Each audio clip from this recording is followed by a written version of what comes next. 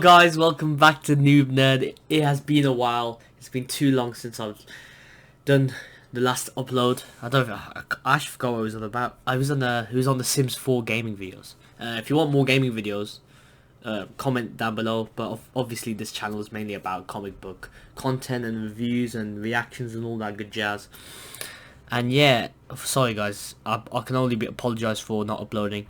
The reason was just schoolwork, college, exams. You know, it can get a bit time consuming and there's no time for anything. But I did have time to binge a show, which is Titans on Netflix. Of course, I'm in the UK, so we release internationally here.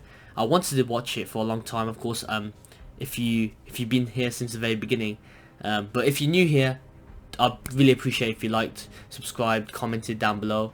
Yeah, I always appreciate the contribution you make, and it only just gets me more fired up to do these videos. But I should already be fired up because I love comic books and I love gaming and I love my other sports channel, which I'll be uploading on very soon, called Sit on Sports. Link is in the description. Still plugging. But yeah, Titans. I did a reaction to it it was one of my earliest ever videos on this Comic-Con coverage, the trailer, how that was, and I think many of us were hesitant to why they were doing this weird dark tone with it. It looked a bit cheesy with Robin saying F Batman. It was just a bit forced. It felt a bit forced. Starfire didn't look the best, even though in the trailer they emphasized that she was glowing. That wasn't a full. They teased that it wasn't a full alien form. But she stays with that look for the whole of the season. To be honest, I think everyone stays in there pretty much in their costumes. Some people what's that coloured hair? Looks a bit weird. Dyed hair. What are you doing? The tone's a bit off. Why is the Titans like this tone? The Titans have never been portrayed in this way, and it was a very interesting take. And I think it worked. It paid off. It was a gamble, but it paid off for their first streaming show. And to some extent, you could say it wasn't a gamble. I think they chose this style, just more darker. Even you could say it was Zack Snyder. Is that a word? Zack Snyder style, Batman v Superman style. It did feel similar to that, even if it was unintentional. It did feel like it could be part of that world. But yeah, I think they went through that dark, gritty tone. I think it was because it was their first streaming thing. They knew it was going to be releasing internationally on Netflix, and they knew it was going to be binge worthy, even though apparently when they released it first in America they were just doing it by weekly basis. But to be honest, I think it's better when it's bingey. When you're watching it, I think it's one of those shows. I think it's designed for that. It really gets you the best experience you can get. But I think they went for the dark gritty tone just to make it more of an easily accessible show to start off things for the DC streaming service, but also the Netflix thing. If they're gonna do that, just make it more wildly accessible, just to introduce these characters that are far-fetched. And you see with aliens like a Starfire, they're introduced as human and they don't know what's going on first. It makes them more relatable, I guess. But of course, to comic book fans, that was a concern. But I think the show really pulled it off. I think it was a really good first season. Not perfect by any means, but really good, with good heart. The writers cared about who these characters were and how their characters should develop over the course of this series, but also multiple series to come. Good at setting things up for the future, but while also not being detrimental to what's going on right in that very second in the episode. Not just not saying all the cool stuff will happen later. It's all the boring stuff's happening now. No, the more intimate stuff. There's a good mix between good action, good intimate scenes. Probably you could say the small moments are the better moments, and that's how it should be in a TV Netflix bingey style show like this. Really good, really good. But yeah, let's just start with Dick Grayson, because he was the main guy. He was the main guy everyone wanted to watch. Robin, he's the guy. Nightwing, he's the guy. Because you haven't seen him that much in the modern age in this golden era of superhero movies and TV and shows and all that. He's the main sidekick, but he's a great character in his own right, and he hasn't been represented in the best light in the movies. So it was great to see him in live action here again. I wanted to see Dick Grayson. I feel I'm speaking a bit of a weird accent. Yeah, Dick Grayson. I've read him a few times in the comics. I haven't loved the character, but I was intrigued to see how it would play out, and I want to experience a new new character while also having a sense of familiarity with him.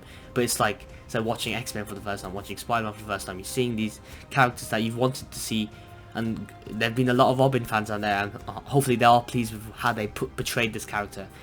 And yeah, he starts off a bit ruthless. He's going down the dark path. He's going down a path you don't really see in the comics before, but it's with this realistic tone they start off with, because I think they grow a bit more comic booky as they go through the season. But it makes sense. He's being raised by a psycho. When you look at it at the outside, he's a cool psycho. Batman, bloody hell, he's a cool psycho. But no, he's struggling with his inner demons, and he's trying to be a detective. It's not really fitting his job. It's not really fulfilling him in that crime justice way, and he's trying to be that angsty teen. But you see, he's grown up a bit, and he's trying to reconcile with being an adult. And good age range. They got a good age range for this. Not too young, not too old. Perfect ages for everyone. Starfire, they got an adult to play. Makes sense. Yeah, it would have been good to see Batman like actually cast in this season. I think next season they have cast him. I think decent actor at that. I think he's from Game of Thrones, but he looks like a good actor. But I haven't seen him in anything. But yeah, I think that is detrimental to Dick's character, because most of that drive and character growth is with Batman. So it's like, if you can't see his face, you lose a bit of that connection you can get. But I think they did the best job they actually could do without Batman. But it could have been better with Batman, if you know what I mean. I think the flashbacks they did well. The young actor cast for him did a good job of just being like, he wasn't the best child actor, but the main actor, Brendan Fraser, he did a good job, and they really are leading to the Nightwing thing without rushing into it. They haven't made a Nightwing yet. He seems to be really good. And if you haven't watched the show, I think you should watch it. If you're a DC fan, Teen Titans fan, Nightwing fan, especially a Batman fan, Robin fan in particular, I think you should watch this. It's very good. It is very good representation of the character. It's weird that they're in Chicago. I think he's like a detective in Chicago. I would have liked to see him in Bloodhaven, but it doesn't really make a difference, to be honest. Yeah, his journey through, he really is one of the co-stars of the show, along with Raven. I'll be talking about her next. The costume's brilliant for Robin. He learns to be more. He learns to be like the paternal figure that Bruce was for him via learning how to teach Raven, because Raven with her powers tries to learn about Dick's past. It's weird. It's weird calling someone Dick in the day and age. I like that they kept with the Dick Grayson name. They made a few jokes off it, as you would. It is good. It is really good, and the flashback's really good. Really good. He's stealing Bruce Wayne's car. Who wouldn't? Bloody hell. Finds out that Bruce Wayne's Batman, and Bruce Wayne leaves a note. Oh, I can tell you how to deal with the pain you're feeling now. And yeah, that was a cool way of doing it without showing his face. But it would have been even better. But hopefully that they get their makeup for in the next season. I'm speaking too much about that. I just love the Batman and Robin dynamic, and I want to see that on screen properly. But of course, this is about Robin breaking free from that threshold and just really becoming his own character and becoming a leader for the team. And he really was a good leader for the team. And sometimes it wasn't perfect. He's not always the team's not really fully functioned yet. It's not the team. It's not the Titans we all know and love. But you all want them to get together. They're all really they're trying their best in a bad situation, and he does become the natural leader in that sense, and it's really good. It's just wow. He's just wow, because he is Brendan Fraser's like, he's become definitive as the character, and if they carry on with more seasons and more episodes, it's gonna be hard for, like, if they make it like a Robin for the new movies, for the actual cinematic universe with Robert Pattinson. If they actually do a Robin there, it's gonna be hard to compete if it carries on like this, because he really does a good job. I think they were planning a Nightwing movie at one point, weren't they?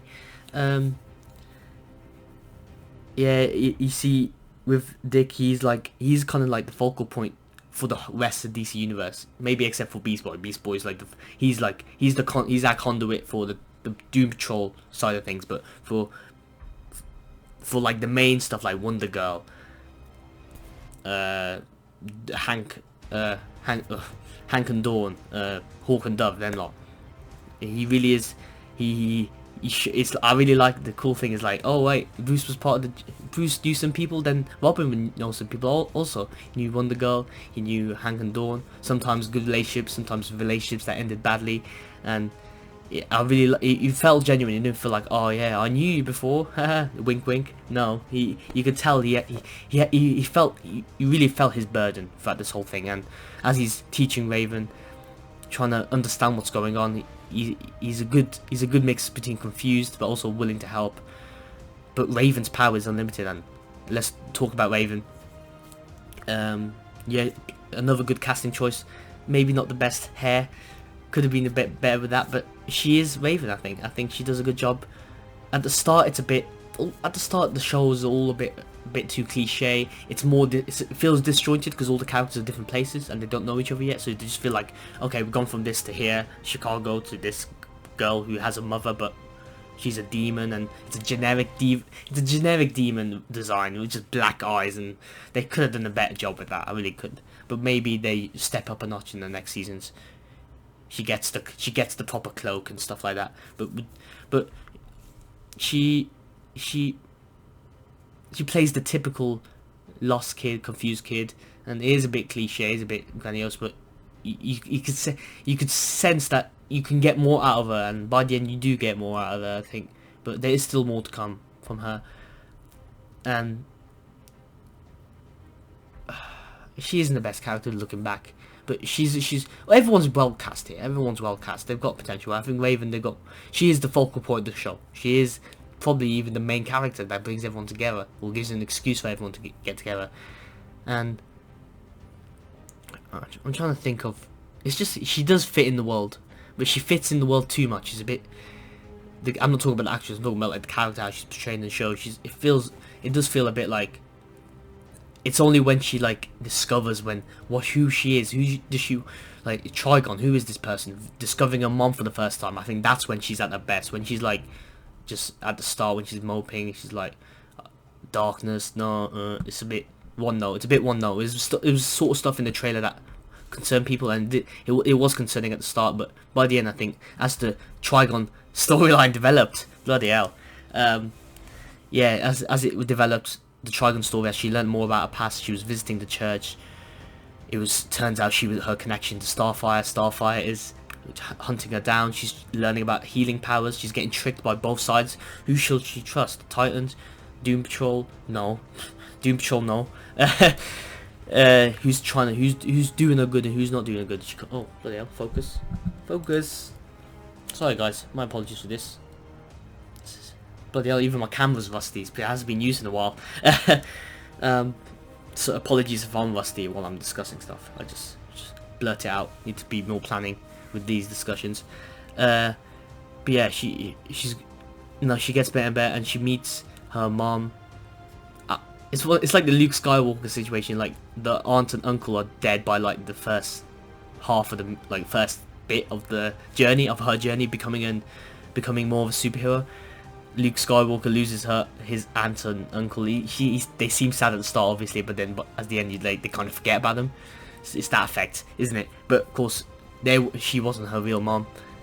It was just the best friend of the mom who was trapped by the asylum people. Of course, you have the villains, pseudo-villains of the show. It was a bit weak. There was not really any threat. The only threat really was just, oh yeah, someone kidnapped her. He's part of this organization. Typical name, organization, shady stuff, or typical stuff. But as it grew into this like weird family being mind controlled, getting their head, like they were all acting really, oh hello mother, hello father, hello daughter, son, even though you're not all related and you're all brainwashed to do this. It's a bit of a weird tactic. Just can't you just brainwash them to just be assassins? Like, do they have to just live in a family unit? Bit weird. It's alright, I guess. But I liked it. It was quirky. It was cool. It was a good change of pace. It was a good like contrast to the heroes who are so burdened with their darkness, and you have the villains who are so nonchalant about it all. If you know what I mean. And that was a cool thing. And that was mad when their heads got all exploded by the organization, and they said they're working for the father. And the father is Trigon, if you don't know. But if you don't know who Trigon is, then it's still suspenseful. I think it's a good thing.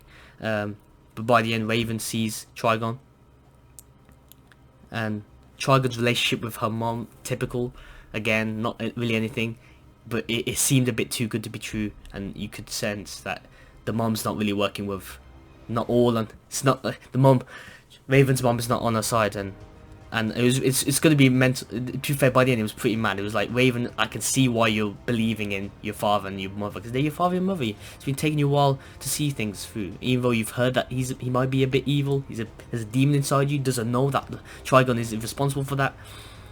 And when she's locked in the church room and she's like looking in the mirror and stuff, and she's like, the more they talk, if it's when it was like, oh, she looks in the mirror once and she sees her, and then she disappears, it's like, okay, no. But when she's like having the conversation, he's like, your friends are gonna die. Your friends are gonna die. I'm the only one who can save you. I'm the only one who's always there. That was good. That was good acting. That was good. It's interesting departure from the comics. I think Raven's mom had died, like in the comics, and you think they did that in the first episode, but that wasn't actually the mom who died. Now the mom's actually, real mom's alive and she's working with Trigon. That's a cool twist from the comics. I think.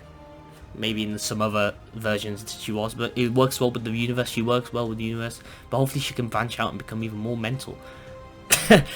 But mental in a good way, And the relationship she forms with the other crew, she has good chemistry with the other cast. Everyone has good chemistry with each other, but her especially. You can tell, you believe, you're sold that these characters are willing to stay for her. Like even if they've only met like a couple of days, they've only known each other for a couple of days. Like you can. She sells the fact that, oh, she is worth protecting. She's a good actress. Yeah, so let's go with Starfire. So Starfire, yeah, she feels the most disjointed at the start. She's like, she wakes up, no memories. But you could have been annoying. Oh, okay, we get it. You haven't got any memories. But it's an interesting way to do it, because I don't think they wanted to go. I think the people who developed the show, Greg Berlanti, they didn't want to. Well, like I said about being easily accessible, they didn't want to go straight in. Oh yeah, she's an alien. She knows she's an alien. Oh, she communicates through kissing. Even though that could have been an interesting way to do it, but they do it differently here. But they still do the cool thing. Dick has the sexual encounter with Starfire. I don't think that's the first time. No, Dick had sex with Dawn first. That was mad. Mad thing. But yeah. That was a bit cheesy. It was like, okay, yeah, Starfire knocks the door. Oh, he's got his towel on. It's entertaining. It really was. Maybe I would have liked that, like, alien excuse that, oh yeah, this is Dick's first rodeo and stuff like that. But they still did it. They have good chemistry. But it was like, Starfire's confused with who she is. She's just, all she knows is that she's trying to get to Raven. Hey, look, and that was a cool twist by the end of that episode, where she's like, oh shit. For a moment, she's like all possessed by her alien instincts. She's like, the message is to kill Raven. And when she's wearing that black costume, I think that's from the comics. That was cool. And even though her costume is a hooker outfit, what can she do? It's a realistic start to the thing. She's trying to, I guess she's trying to fit in, and that's the best way she can. But I like the fact, like, she's like, is she evil or is she not? I like the train sequence. I wish they went back to that bit where she threatens a man who thinks is a spy, but really it was just a guy just checking her out, and it's mad. That was stuff like that, and it was when she was like trying to parent Beast Boy in the train, and she's just really stoic. She's like, just stay there. She doesn't know what she's doing, but she acts like she knows what she's doing. That was cool. I wish we saw more of her and Raven and Starfire trying to be that maternal figure as she goes to be. Like, I would have been a bit more sold if they showed her when Dick was with Jason. Oh, we could get to Jason in a minute. Don't worry, lads, don't worry. But yeah, when they focus on Dick and Jason when they're two are separate from the Titans, as they're just in the hotel. I wish we just saw more of that scenes as well. But of course, not enough time. Trying to go through things at a good pace, and I think the pace is well done here. Well, I binged it, but I think if it was a weekly by weekly basis, I could see it being a bit dissatisfying in some cases. Excuse me. Yeah, and yeah, it was funny when Dick's like, "Oh yeah, you didn't kill them. Why'd you kill them for?" And she's like, "No, I didn't kill them. No, is it? That it was cool. It was cool, and I can't wait to see more of her. And she's discovering that she discovers that spaceship by the end of the episode, and we'll see how that goes. Her fire. Wait, let's talk about her powers actually. Yeah. So her powers are really good. I think by the end, I think they didn't use her powers as much as they could have. I like the scene where she's like burns the family to a crisp in like the toilet. I think that was good. But I want to see her fly. And she could pull it off. I think Anna Diop's a good actor. Once she gains her memories, and hopefully it's gonna be an interesting role for her. She's a good actress. She's one of the older ones from the cast on the Teen Titans, and she does well with hanging out with the kids. And it gives a good excuse, obviously. Oh, why is this woman hanging out with the kids? It looks a bit weird. But no, obviously she's lost her memory. She only knows to go to Raven. But she learns to be with Dick. She learns to be with Beast Boy as well, even. And it's just the dynamics. It's just really cool to see from my point of view, because I'm not really haven't seen that kind of dynamic in comics before. I haven't really been seeing that Teen Titans energy, but it's in here. It's here now, and the closest thing I've seen to that in TV or film is like Young Justice, and it was giving me that vibe. Let's move on to Beast Boy. Very good. Ryan Potter. He's just a likable guy. He just is. Really, the hair is again another guy with another dyed hair. He couldn't make his face green. That's unfortunate, really. Again, his powers are not really shown to the extent they could, but I do like the scene where the tiger, not the best CGI, but in the darkness is really good, and I like how he's struggling to reconcile the fact that he killed a man, I think, with tiger animal instincts, and hopefully they go back to that in season 2, because they try. It's hard with these team up shows to like focus on every character, because he's struggling with that in the turmoil. I don't think that's properly resolved. But hopefully they keep up with that. That's a cool way of looking at it. I don't think they've had. That's another. They do these small twists with the characters, but also staying true to what they are. And he's a happy-go-lucky guy. He's with the Doom Patrol. At the start, of course, you think he's just trying to live by and just trying to collect. But it turns out he's just collecting video games for his little basement room. Yeah, and it's a good way how he gets back to the Titans. It's a bit of a coincidence that he finds Raven in that arcade thing, but hey, coincidence happen, fate happens. That's Dr. Fate, right? But yeah, he really is a likable actor. He could have been like the weakling. He could have been like, okay, nobody cares, why are you here? You shouldn't really be here, to be honest. You don't need to be here. But his relationship sells it. You want him to be there. It's cool when he's like, oh, you're Robin? Wait, you're second Robin? This is really good. He's the typical Ezra Miller type, jokey. He could have been stereotypical, but he does a good balance between funny, knowing when to have the comedy, but also knowing when to be serious as well. And that was cool at the start of his introduction, Doom Patrol, trying to introduce Raven to everyone. That was a cool episode. Where you have Elastic Woman, that was a mad, hideous scene. No offense, but really good actors. Brendan Fraser from The Mummy is Roboman. I want to see his face. He's chubby now, as he used to be. Back in the day, he was a proper Indiana Jones style movie star, man. He was a good actor. I'm glad he's in that. I'm gonna be trying to see Doom Patrol. I haven't released that on Netflix. Might try other avenues to watch it. So yeah, if you guys want it, if you want the review, leave your thoughts on the show. You don't have the same thoughts as me. Do you agree on some points as me? Do you like the show more than you thought you would? All that good jazz.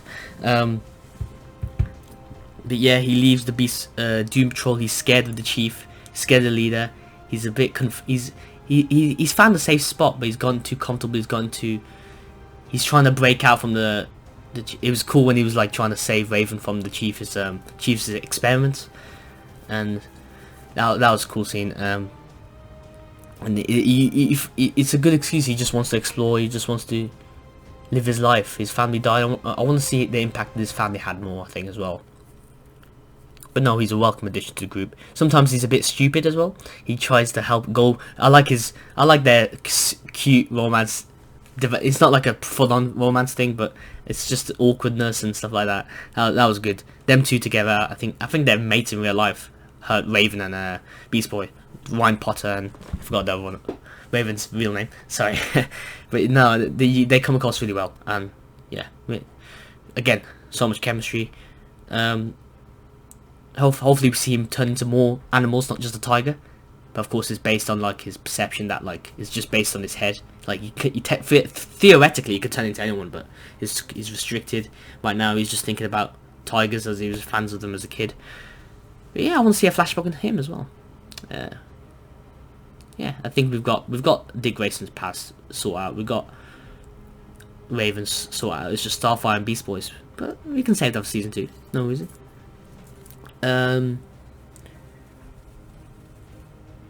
Yeah, they did a good job of like setting up other stuff like the DC universe and making it feel too forced. You could tell they were doing this to be like, oh yeah, they were like, oh yeah, let's show off this DC universe. But it didn't feel like they made the story count for why they're there in the first place. Hawk and Dove, they appear twice in 2 episodes, and they were fantastic. They're really wow. Like the episode they were introduced, they were like, oh, it's cool, I guess. Oh, that's Mad Dad and Fair. Oh, he's jealous. Why is he here? Why is Hank's like, oh, why is Dick here trying to help us? And yeah, but I do like the romance chemistry they introduced, and it even got even more elevated by their prequel episode they had by the end of the series. And wow, that was such a good episode. That gave me goosebumps, man. I don't know why. It was just it's not like the best thing. It's not a Dark Knight level. It's just like the story, the actors really elevated there. They got good actors to play Hank and Dove, Hank and Dawn. Really lesser known characters, C-list at that. I didn't know who they were before the show, but certainly do now. And I think they took taking liberties with how they got their powers in the first place and like their backstory, but I think it really worked with this ton of show. And just they almost represent the show. There's all the universe that these characters are in. They're trying to be like these bird costumes, comic booky, but then they're in this dark chemistry, dark universe that got them into this situation in the first place. Of course, you have like the old partnership. Hank was a football guy. He got kicked out with his half brother, and then the half brother dies along with Dove's mother at the same time, and that's what brings them together. Who are still alive. That was really cool, and it was just a real relationship you felt, and when you see that prequel episode, then it makes you think about that first episode, which wasn't the best episode, but then that elevates that episode. It's that effect, isn't it? And I hope to see them next time in season 2. But of course, you have the problem where sometimes it feels like they're focusing on those characters when the show's about the Titans, and sometimes it does feel like they're sidetracking a bit, and especially in the finale, it feels a bit anticlimactic when it's all about just Dick Grayson. Of course, the title says it's Dick Grayson, and I was a bit spoiled on some stuff before this show came out. Naturally, I'm on Twitter all the time. I see a few things. Oh, Batman's gonna be possessed by Trigon, is he?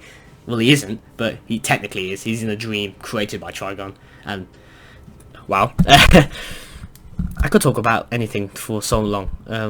I could talk about anything I've reviewed for so long. I just waffle, don't I? But I do my best, guys. I do my best. But the finale, it was a good finale, but it didn't feel like a finale, but it leaves you wanting more. It does leave you wanting more.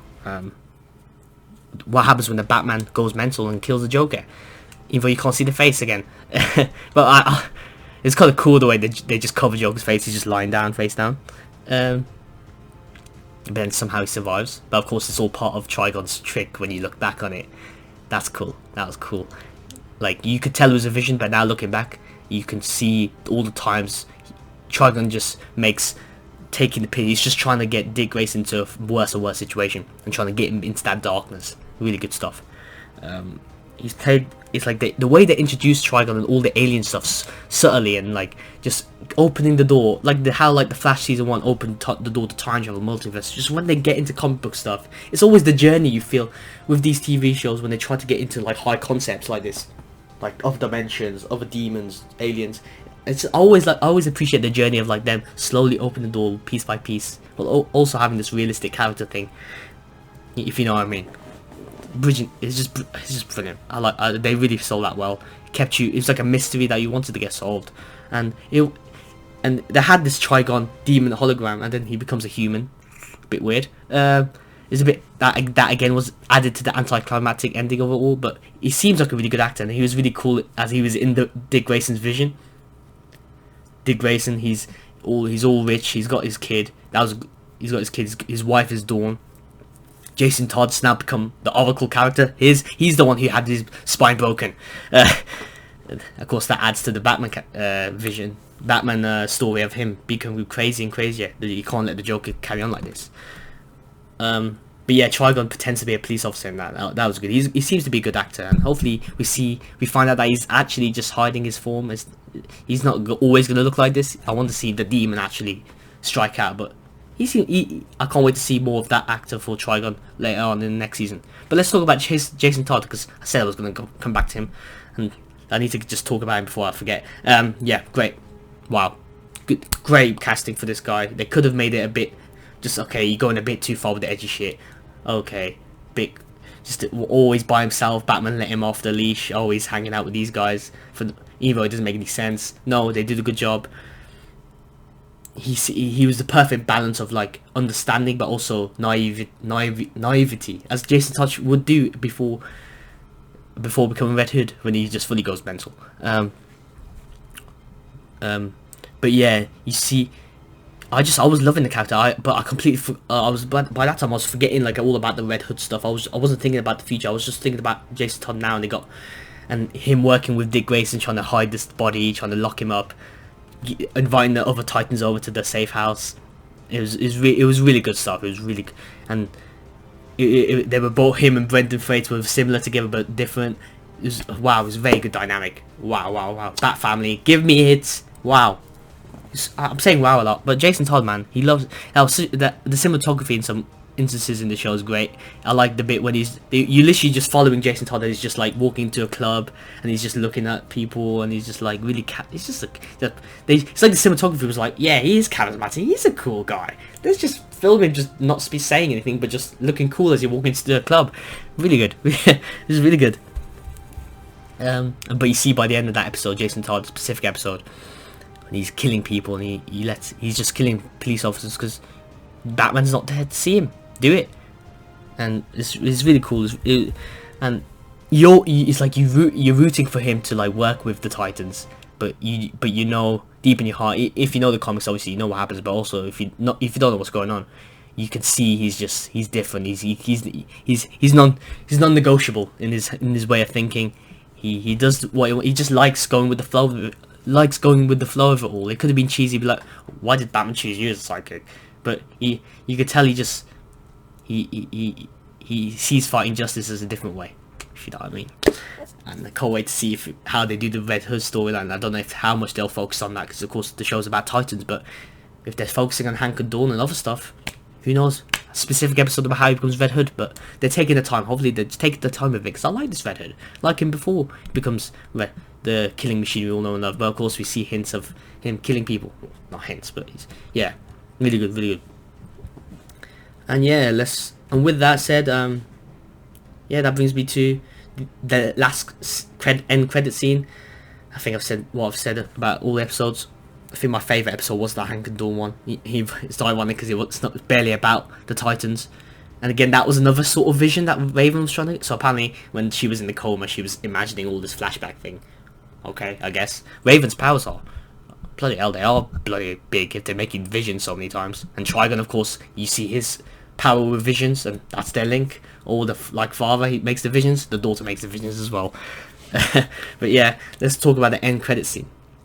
Superboy fits really well, and a pure at the back of my head I want to be a purist and be like, no, not Teen Titans, he's with the Young Justice crew, not. But of course they're always interlinked, them two subplots, and again, like I said, they were giving me that Young Justice Teen Titans feeling, because you're feeling like they're part of a big universe, but you're focusing on these smaller sidekicks coming together. Really good. When it gives you that vibe, that's when you know it's overall done a good job. But I can't wait to see what they do with Superboy. Goes out the container, Subject 13, Superdog, Crypto, the Superdog.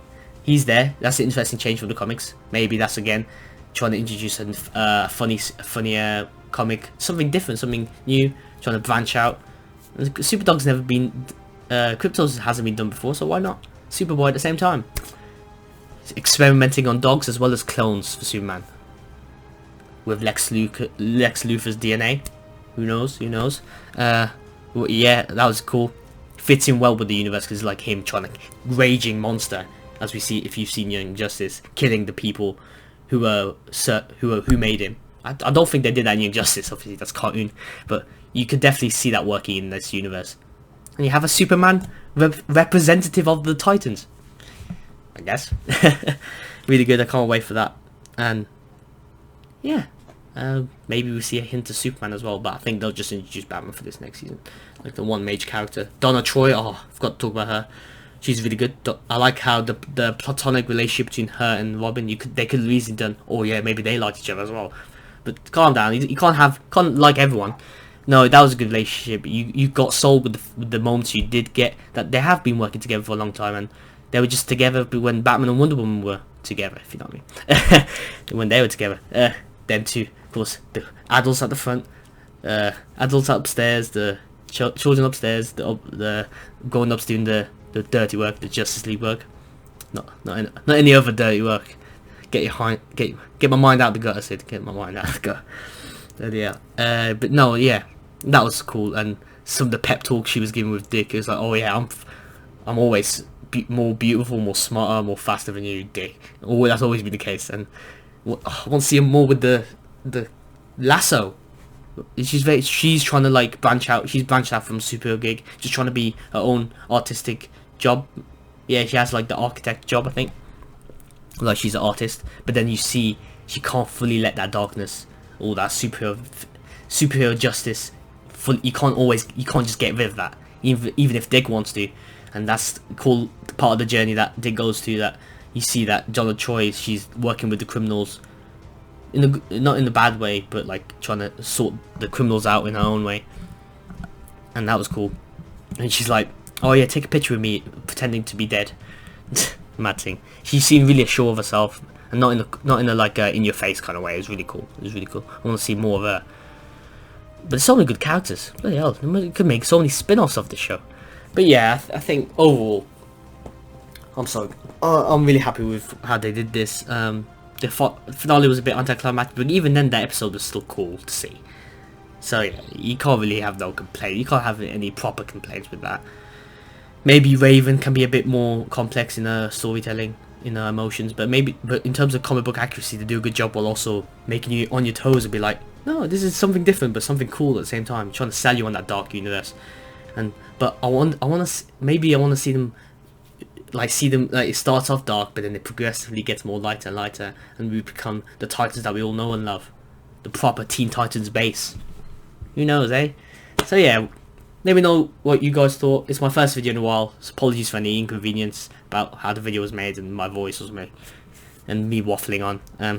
I will try to sort that out for future videos, but like, comment, subscribe. I always appreciate sharing on Twitter or anything. Check out my Twitter at Justin_123 in the description for my thoughts on other stuff. There's going to be more content coming soon. Spider-Man's coming up. Might do Doom Patrol watch. I am back, and it's only going to get better from here, for more thick so yeah, join me later for another video and thicker and faster content. See you guys next time. Bye.